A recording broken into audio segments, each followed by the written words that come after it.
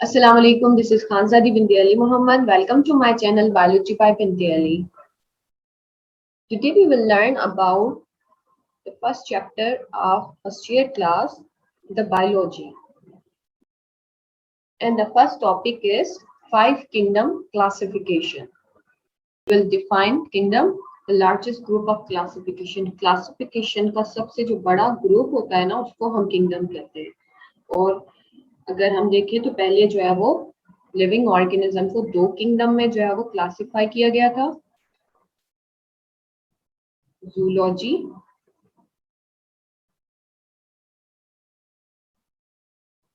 And botany.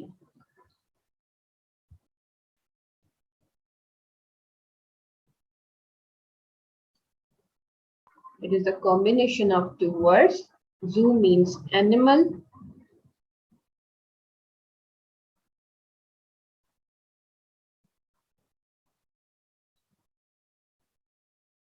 logy means study.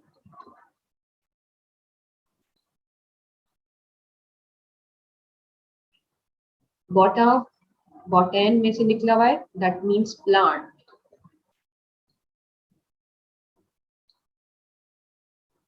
Zoology, it means study of animals. Botany, study of plants. तो ये पहले जो है वो दो किंगडम थे, मगर फिर कुछ जो है वो ऐसे लिविंग ऑर्गेनिज्म भी थे जिनके कैरेक्टर कुछ एनिमल्स की तरह थे, कुछ प्लांट्स की तरह थे. तो थोड़ा जो है वो कंफ्यूजन क्रिएट हो गई कि दोनों किंगडम में से उन लिविंग ऑर्गेनिज्म को कौन से ग्रुप में प्लेस किया जाए. तो फिर साइंटिस्ट ने क्लासिफिकेशन को थोड़ा और जो है वो वाइड कर दिया. दो किंगडम से 5 किंगडम सिस्टम जो है वो बनना स्टार्ट हो गया. ठीक है, तो from 2 kingdom system it is classified into 5 kingdoms. तो 5 किंगडम्स सबसे पहले जिस साइंटिस्ट ने दिए थे उसका नाम है रॉबर्ट टेकर. तो इस साइंटिस्ट ने 5 जो किंगडम्स दिए थे वो हमारे पास हैं. Number 1 kingdom Monera,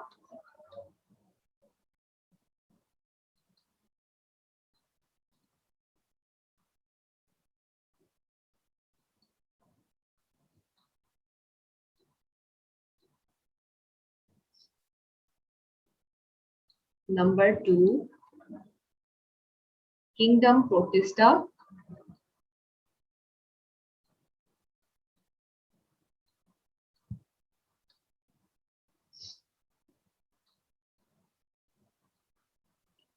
number 3 kingdom fungi,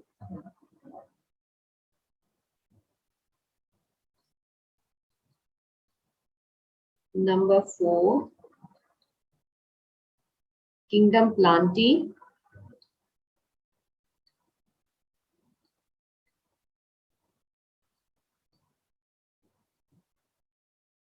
number 5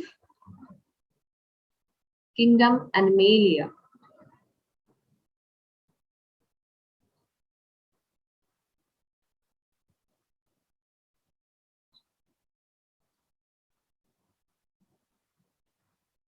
तो जो रॉबर्ट वाटेकर था उसने 1969 में ये जो 5 किंगडम क्लासिफिकेशन दी थी वो दो कैरेक्टर के बेसिस पर दी थी. और दो कैरेक्टर क्या थे? फर्स्ट ये था लेवल ऑफ ऑर्गेनाइजेशन क्या है.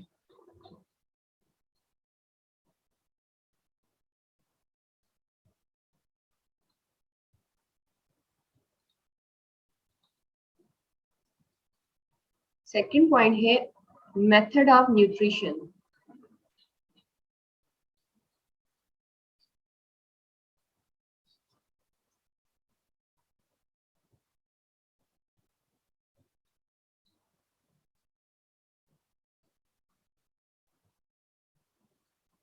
तो ये 5 जो किंगडम है उनमें से सबसे पहले जो किंगडम आता है वो आता है मोनेरा.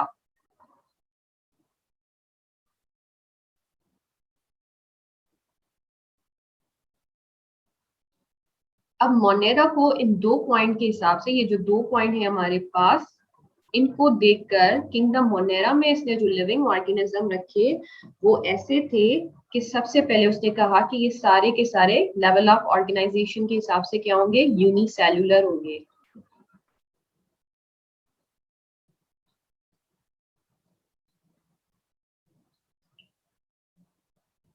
यूनिसेल्युलर होंगे, और दूसरा पॉइंट ये था लेवल ऑफ ऑर्गेनाइजेशन के हिसाब से कि ये प्रोकैरियोट भी होंगे।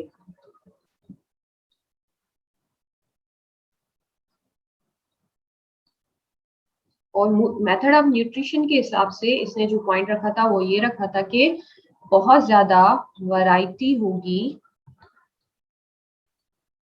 न्यूट्रिशन में।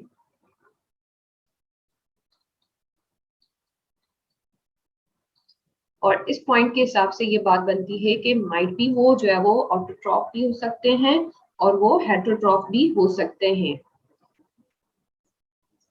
तो ऑटोट्रॉफ में अब मोनेरा में जो लिविंग ऑर्गेनिज्म आ जाएंगे वो क्या है, जैसे कि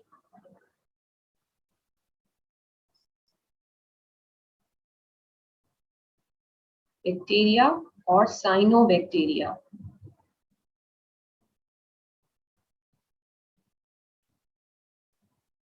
साइनोबैक्टीरिया को ब्लू ग्रीन अलजी भी कहा जाता है, जबकि हेटरोट्रॉफ में सिर्फ और सिर्फ बैक्टीरिया आ जाते हैं।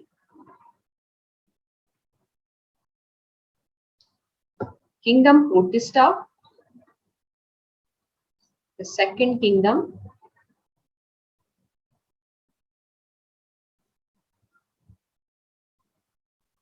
अब इधर भी देखो वही दो कैरेक्टर होंगे, लेवल ऑफ ऑर्गेनाइजेशन होगा और मेथड ऑफ न्यूट्रिशन होगा। तो प्रोटिस्टा में हमारे पास वही कैरेक्टर आ जाते हैं लेवल ऑफ ऑर्गेनाइजेशन में कि यूनिसेल्युलर होगा,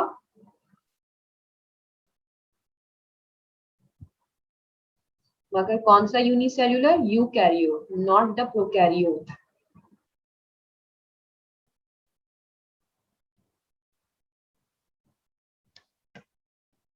और उसके अलावा मेथड ऑफ न्यूट्रिशन में इधर भी हमारे पास जो है वो यही कैरेक्टर आ जाता है, वैरायटी ऑफ न्यूट्रिशन।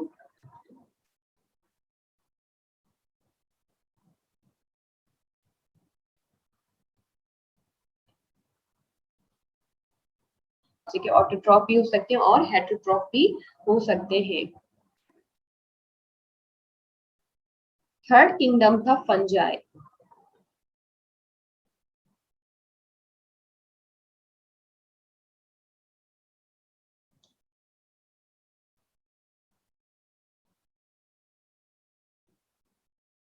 अब फंजाई को फर्स्ट जो हमारा कैरेक्टर था लेवल ऑफ ऑर्गेनाइजेशन के हिसाब से क्या हो जाएगा कि ये है यूकैरियोट।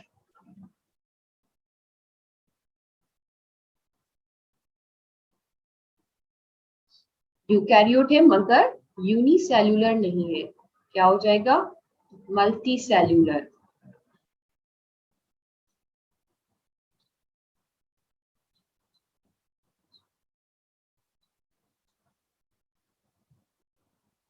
सेकंड जो हमारे पास सेकंड कैरेक्टर है मेथड ऑफ न्यूट्रिशन में, तो ये हेटरोट्रॉफ है।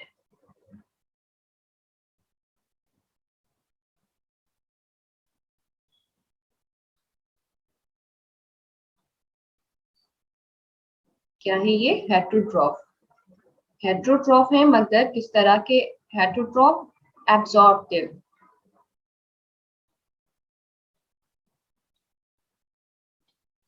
एब्जॉर्प्टिव हेटरोट्रॉफ इनको कहा जाता है।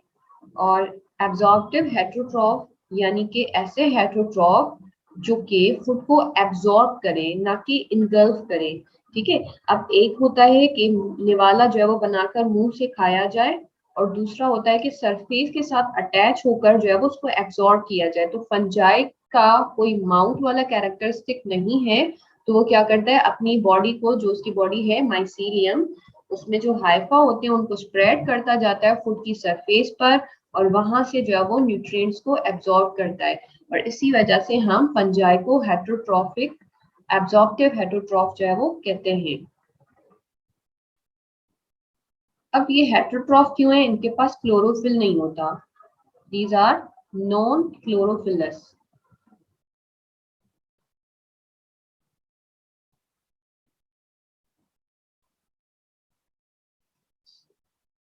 और प्रोटेक्शन के हिसाब से इनके पास जो है वो सेल वॉल भी होती है।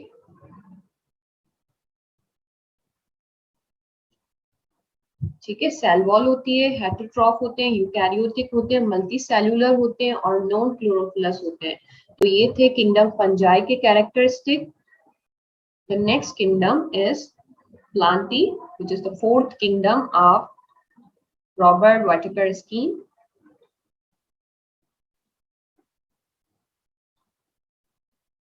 अब फर्स्ट पॉइंट हमारा क्या था, level of organisation. Level of organisation के हिसाब से हम इसको क्या रखेंगे, यूकैरियोटिक मल्टीसेल्यूलर।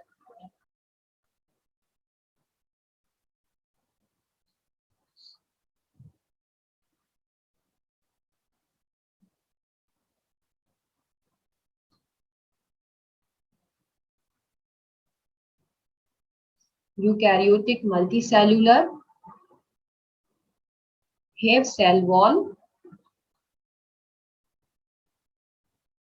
और इसके अलावा ये है फोटोसिंथेटिक, ऑटोट्रॉफ और फोटोसिंथेटिक।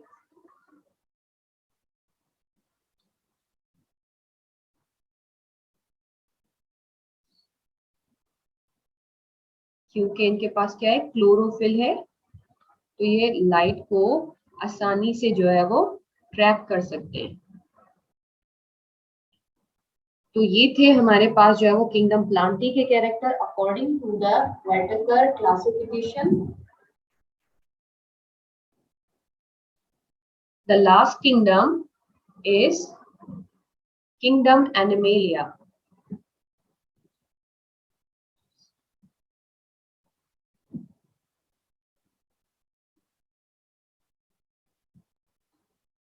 अब इसमें भी लेवल ऑफ ऑर्गेनाइजेशन के हिसाब से ये जो कैरेक्टर हैं क्या हो जाएगा, यूकैरियोट,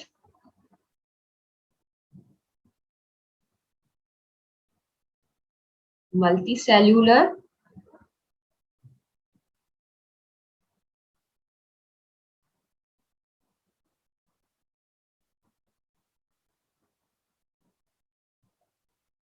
नो सेल वॉल,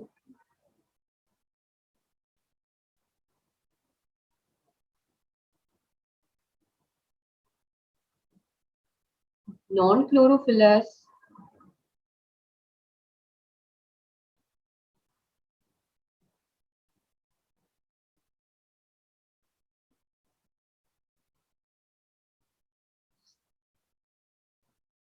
क्योंकि क्लोरोफिल नहीं है तो ऑटोट्रॉफ तो ये हो नहीं सकते, इस वजह से ये क्या है, हेट्रोट्रॉफ। तो ये था जो है वो रॉबर्ट वाइटेकर की जो है वो क्लासिफिकेशन, जिसमें उसने दो कैरेक्टर को मेन रखा था और उसके हिसाब से जो है वो ये 5 किंगडम जो है वो बनाए थे। तो उस हिसाब से जो है वो ये हमारे पास जो है वो कैरेक्टर आ जाता है। अब रॉबर्ट वाइटेकर में जो हमारे पास लिविंग ऑर्गेनिज्म थे प्रोटिस्टा में, वो कौन से हो जाएंगे, सारे यूनिसेल्युलर यूकैरियोट, जिसमें एमेबा,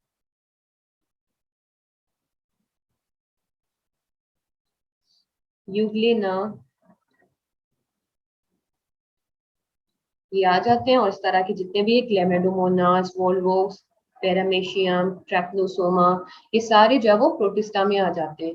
किंगडम पंजाई में सारे फंगस जितने भी हैं हमारे पास, जैसे कि मशरूम,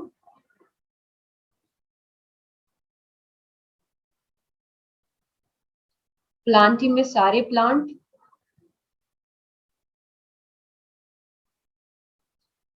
एनिमल्स में सारे एनिमल्स, मल्टी सेल्यूलर। अब एक और लिविंग ऑर्गेनिज्म जो है वो रह जाता है, क्या चीज, अल्जी।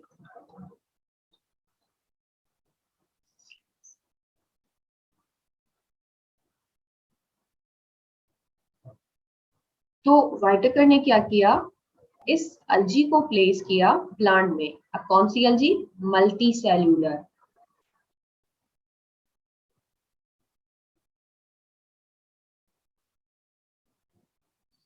मल्टी सेल्यूलर अलजी को रख दिया प्लांट के साथ और यूनिसेल्यूलर अलजी को रख दिया प्रोटिस्टा में।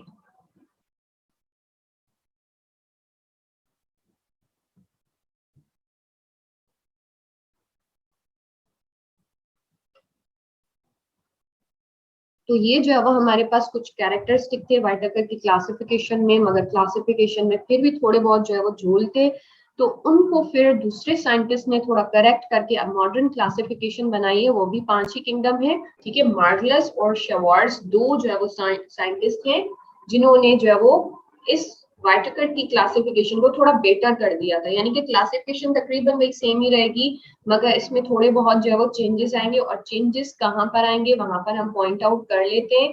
एक चेंजेस आएंगे प्रोटिस्टा में, दूसरे आएंगे प्लांटी में। ठीक है, तो किस तरह के चेंजेस है हमारे पास ये हम जो है वो नोट कर लेते हैं। फर्स्ट जो प्रोटिस्टा में चेंजेस थे वो ये थे कि यहाँ पर रखा हुआ है इन्होंने, रॉबर्ट ने रखा है यूनिसेल्युलर अल्गी को प्रोटिस्टा में और मल्टी सेल्युलर अल्गी को रखा है प्लांट्स के साथ। मगर मार्गलस और शार्ट्स ने क्या किया कि मल्टी सेल्युलर और यूनिसेल्युलर को दोनों ही प्रोटिस्टा में जो वो प्लेस कर दिए। अब यहाँ पर यूनिसेल्युलर भी होगी और मल्टी सेल्युलर भी होगी।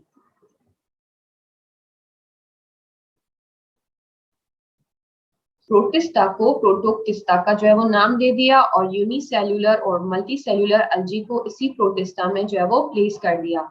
फिर इसकी डेफिनेशन को भी जो है वो चेंज कर दिया कि इस किंगडम में ऐसे जो है वो लिविंग ऑर्गेनिज्म को प्लेस किया जाएगा जो कि बाकी के किसी किंगडम में क्लासिफाई नहीं हो सकते।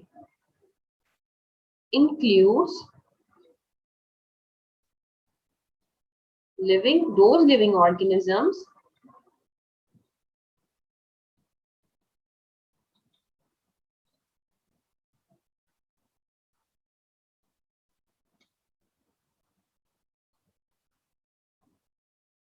which are no longer classified